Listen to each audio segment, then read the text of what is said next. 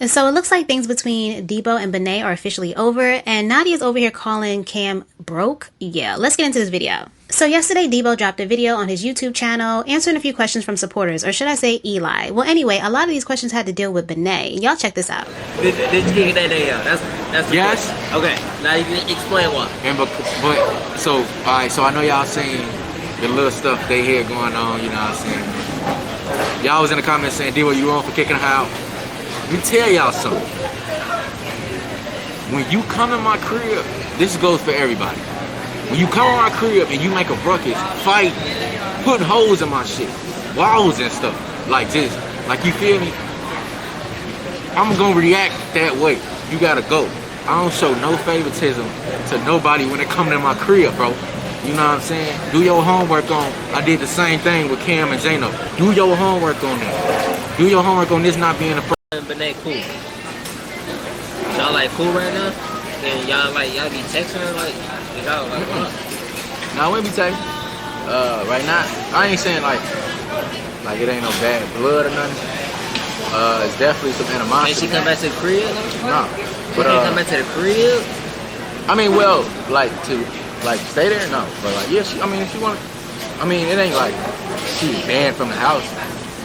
You feel me? But it's just, I felt like the stuff that was going on, it was just a situation to where I felt like it was disrespectful. And y'all all see it. That's why I be pissed off when y'all be trying to switch sides. Y'all be on one side this one time, and then the next thing you know, y'all on another side. You be like, pick a side and stay there. But y'all be peeping shit too. Y'all peeped it when I wasn't. You feel me? So, you know, like y'all be saying, in his house though, we ain't gotta get into it, but y'all know what I'm saying. So yeah, I couldn't go for that.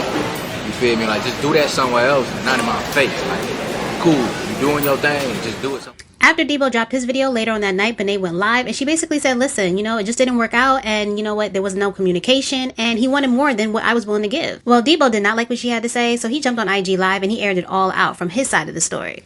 He claims that the lack of communication that Benet is claiming is false. He says that he basically tried to tell her how he felt numerous times, but it wasn't respected. He said that he spoke to her 3 different times in regards to how he felt about her being way too friendly with other guys while they were getting to know each other, while they were vibing, they were talking.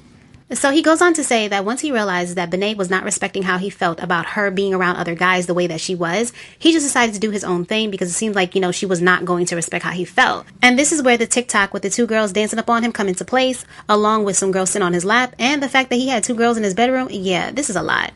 Now, he also goes on to claim that he does not care about whatever's going on between Benet and TJ. He just doesn't want that happening in his house. He feels disrespected by the fact that, they're in the bathroom with the door closed in his house, and then she's going in his bed at night sleeping with him. And now, if that wasn't enough, Debo then goes on to say that when Benet is intoxicated, she is a completely different person. She's doing things that she does not remember the next day, and she's basically a mess, according to him. He claims that she tried to kiss Camm in a club while she was intoxicated, and she is not the person that people think she is. Now, of course, Benet followed behind with her own live, and she came on basically defending herself. She claims that yes, there was communication issues, and yes, Debo did speak to her 3 different times about how he felt, but going forward, instead of talking to her himself, he started sending their mutual friends to talk to her, and she didn't want people in their business. Now, Benet also claims that Debo does have an issue with her friendship with TJ, and that literally he's always upset about something regarding TJ. Now, when it comes to kissing Camm or trying to kiss Camm, yeah, she could not remember, so she had to call Camm offline to confirm that that did not happen, and then while she was on live, she confirmed with Brooklyn and KJ that, hey, she did not kiss anyone that night. Now, also in Debo's video, Debo said that, he felt the way about Benet sleeping beside Eli somewhere, some point during the Influencer City tour. Well, Benet addressed that as well. Benet said basically the environment that they were in was really hot, and where Eli was at was really cool, so therefore she went up there to sleep by him. Now, after all of that, Manny jumped on live with Debo, trying to give him some advice on how to handle the situation moving forward, and this is how it went. What you did kind of stir stuff up too. It's gonna stir stuff up. I ain't saying I'm perfect in this situation, bro. Like, that's what motherfuckers got misconstrued. Like, I'm not saying I'm perfect. I ain't saying I ain't do shit. Yeah. Feel me? All I'm You saying. know what be helping sometimes if you say what you did wrong and then kind of go from there. That be helping because the funny thing is we don't bring everything to the internet. I can admit. So I can admit. Cool. She said that I was telling everybody else around us. You feel me? Yeah, I can admit to that. You feel me? But when I came to her about the situations that I felt that I needed to come to her about, when I felt some type of way and I came to her about it, the way she just reacted, it was, ooh, we talked about it, that being her personality and shit. But at the same time, it's a difference between being friendly and we ain't. So now, what do you guys think about this entire situation between Benet and Debo? Do you feel like Debo has some valid points? And what about Benet? What do you think about how she feels about the situation? Leave a comment down below and let me know what y'all think. Now, this is what I will say. I feel like both Debo and Benet jumped into something without really getting to know each other. And yeah, I know there's a narrative that they've been friends for 7 years. That is false. They knew of each other, but they didn't really know each other. And I say that because, yeah, they used to text when they were younger, but there's definitely like a 6-year gap in between them texting when they were younger till them now. They were not consistent friends within these 7 years like Debo and Brooklyn were. Like, that's not the case here. And Benet proved that in a video with Eli, where she basically picks Damari over Debo because she says, I've known Damari for 3 years. He's my best friend, and I'm just now getting to know Debo. Now, Benet had just gotten out of a relationship, and it's kind of like, girl, just play the field, enjoy yourself. Like, why are you trying to attach yourself with anyone? And then you have Debo, who literally jumped out the window and landed on glass instead of taking his time to walk down the stairs, if y'all get what I mean there. They should have honestly just been friends instead of putting this weird title or weird, you know, whatever on it of vibing and getting to know one another like we're talking. Like, no, just be chill and just be friends. Now, I know some supporters feel like Debo is doing the absolute most right now, but I personally feel like he's valid in some of his feelings, especially when it comes to his relationship with TJ.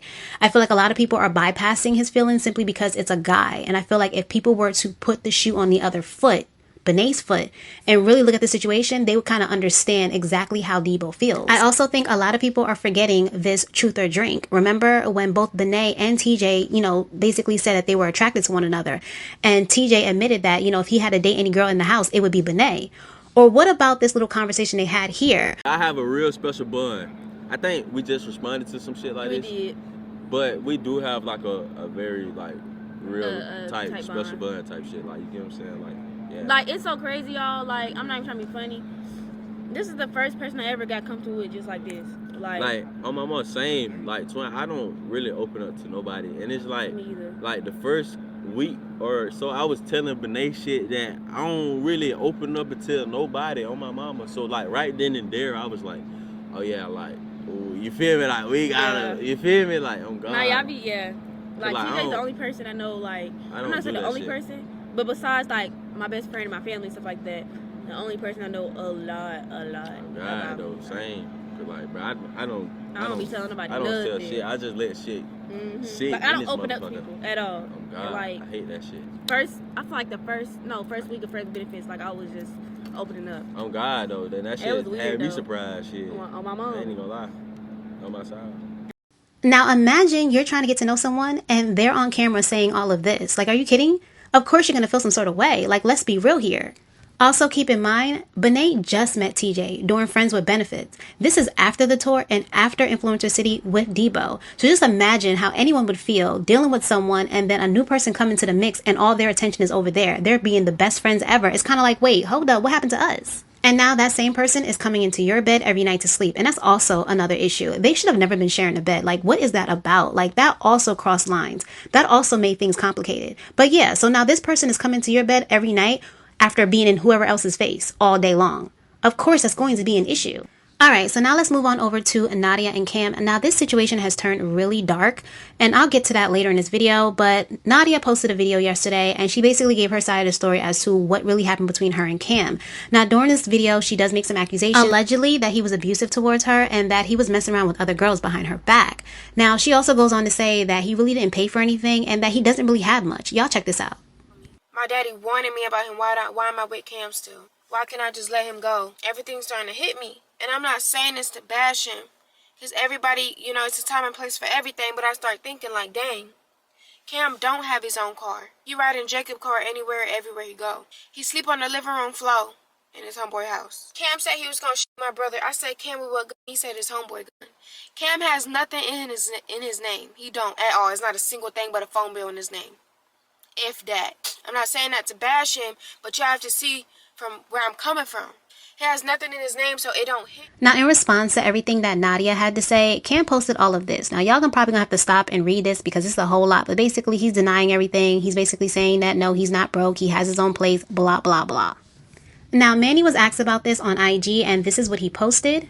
Also, Manny went live last night and he had a female in his apartment. Now, this female is the same girl that Nadia recorded in conversation, basically admitting to dealing with Camm behind Nadia's back. Now, this whole situation between this girl and Manny was weird.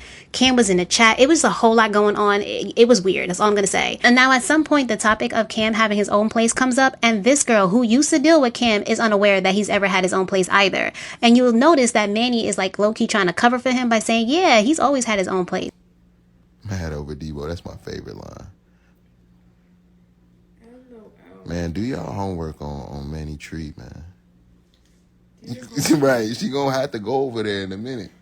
I promise. Camm. So I know you got your crib now. Man, go on, let her come on over. Ooh, Camm got a crib now? He been had a crib. What are you talking about? Camm been had a crib, dude.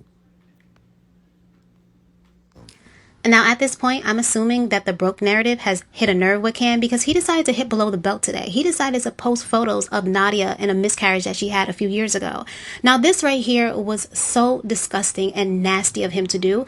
I mean, I'm not even sure how he's supposed to come back from this. I'm not sure how any of the females that he works with, deals with in this influencer space is going to respect him going forward. Now, guys, I want to know what you guys think about this entire situation between Nadia and Camm. Please leave a comment down below. Well, that's all I got for this video, so please like, share, and subscribe, and I'll catch you next time with some more scoop.